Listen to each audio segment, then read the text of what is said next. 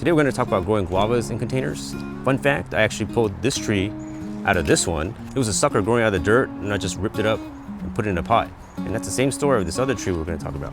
It's a much bigger one. And I basically just dug that one out and put it in a pot, and after a year it's fruiting. Guavas are easy to grow in containers, and they're quite productive as well. So if you like them, it's a good idea to start growing one. And what's this? Looks like two fruits fused together. Or maybe like a big nut. Some kind of sack. So the first thing you want to consider when growing potted plants, also pot, is your soil or your growing medium. So I always talk about growing it in a mineral-based soil, but these actually tolerate organic soils really well. I've grown in compost before I knew how bad they were, and they actually don't die. They don't grow as well, if you're using something that's mineral-based, but they'll still be able to grow. So even though they do okay in organic soils, I still wouldn't recommend it. It's always best to use mineral soils for everything. I've grown this in here for, I don't know, maybe 6 months or so, and it's growing really well. And I recently bought a new guava tree. I haven't bought a tree in a long time, but it's a Thai ruby seedless. And it was doing pretty good. It was in maybe a miracle grow type of soil. And I did have to bare root that because it's just better to grow it in a mineral-based soil. But it was tolerating it really well. This is the tree over there. It's in 6 days or so, and it's starting to push out new buds.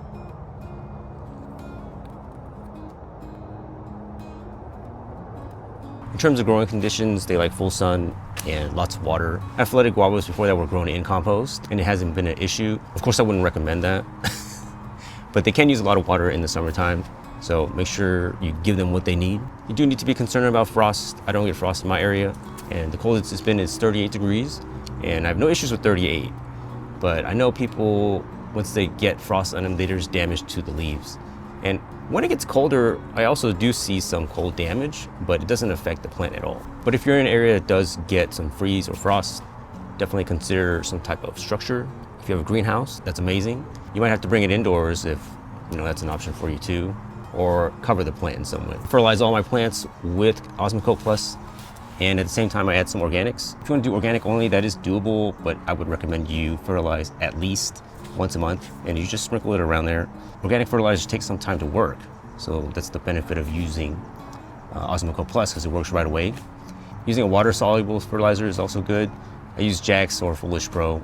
I use Jax is 25, 5, 15, and those are the things I feed all my plants. So Osmocote Plus, Jax, and organics. And any type of organic is fine. I use Fruit Tree or Dr. Earth. Osmocote Plus, they say it lasts up to 6 months. It really depends on the temperature.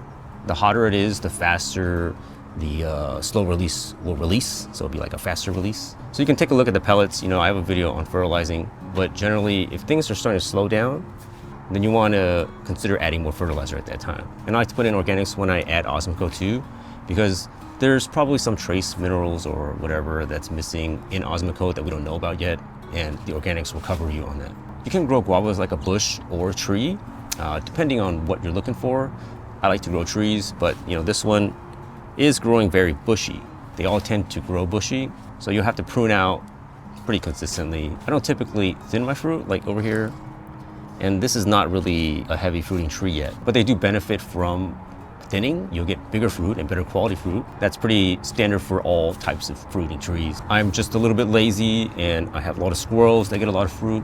So for me, the more the merrier. But guavas do fruit on new growth. So once they're done, once you have all the fruit off the tree, then it's a good time to do your shaping. And I cut back very heavily on my in-ground tree because it's monstrous. For this size of a tree, I would leave most of the growth because I'm still shaping it. It's only about 2 or 3 feet tall. And guavas, they tend to set their fruit early on, like right here in the season.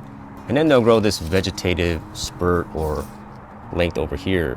And I have let this grow out in the past before, and I'm not sure if that was the reason why, but the fruit was really bad for the season. There's hundreds of pounds of inedible fruit. It might have been a second crop, I can't remember, but that's what led me to look into how to prune these trees properly and how they grow.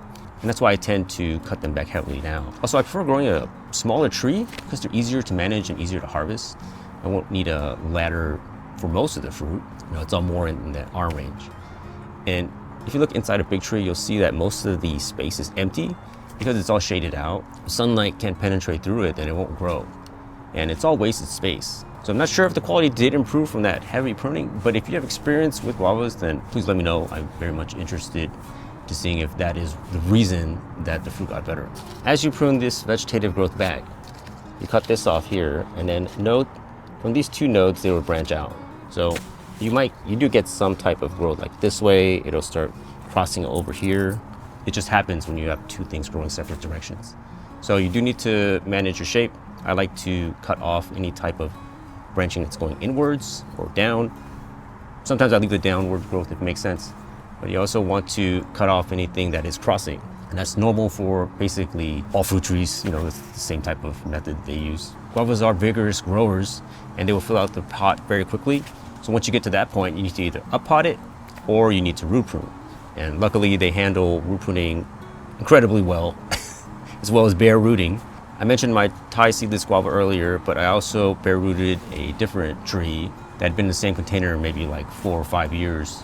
And it's growing back now. There's been no issues of dieback from when I root pruned it, although I did cut parts of it back. But you can see it's budding out now, and my Thai ruby seedless has not dropped a leaf.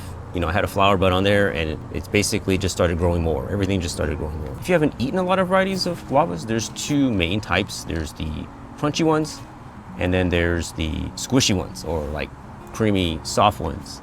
So a lot of people who are texture adverse will not like the squishy ones, and I personally prefer crunchy ones as well, but I will favor taste more than texture. And I like the taste of the squishy ones better, or at least my tree. I've spent some time in Taiwan and Asia, and I've eaten some crunchy ones. In Taiwan before, years back, you can just go to 7-Eleven and buy a cut up piece of fruit.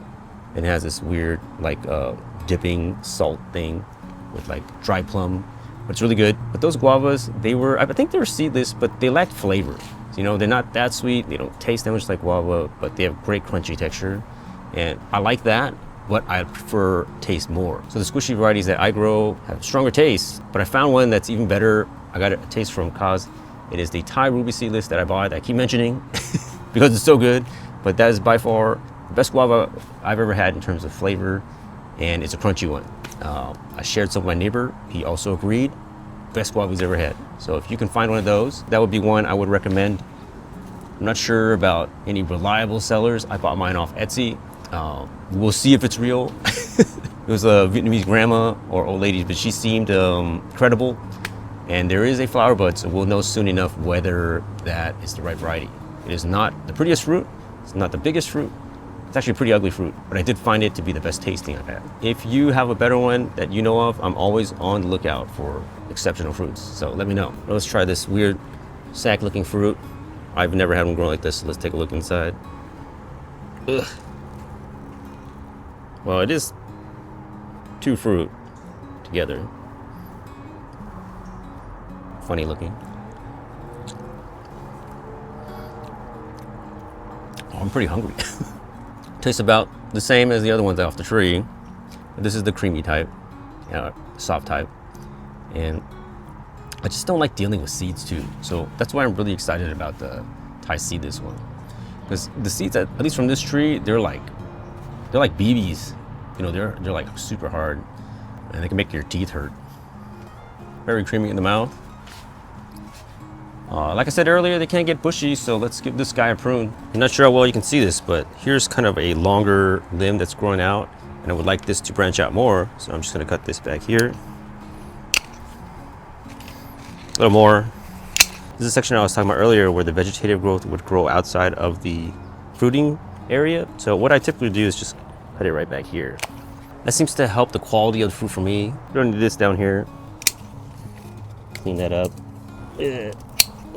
This is growing a little bit too vertically. I would want this to branch out, so I'm gonna cut that back too. Right here, same deal over here. So these will grow two of those that way. And over here, if you get too much fruit going out this way, these are way down this way, and you might get the branch to break if there's too much fruit on it. I'll take that back. So these will grow out this way. I have some fruits that are growing in on the other side, and I'll cut that off and clear it out a little bit in the middle once the fruit is ripened. If you take a look at this bark, guava bark peels, and that is a sign of a healthy tree. like that. See that? Common in the Psidium family, that's what it's called. And the Merceriae family also has like some plants that like to peel their bark. So don't be alarmed. That is actually a sign of a healthy tree. You do want to take care of your ants. Like over here, ants are not a good thing to have in trees.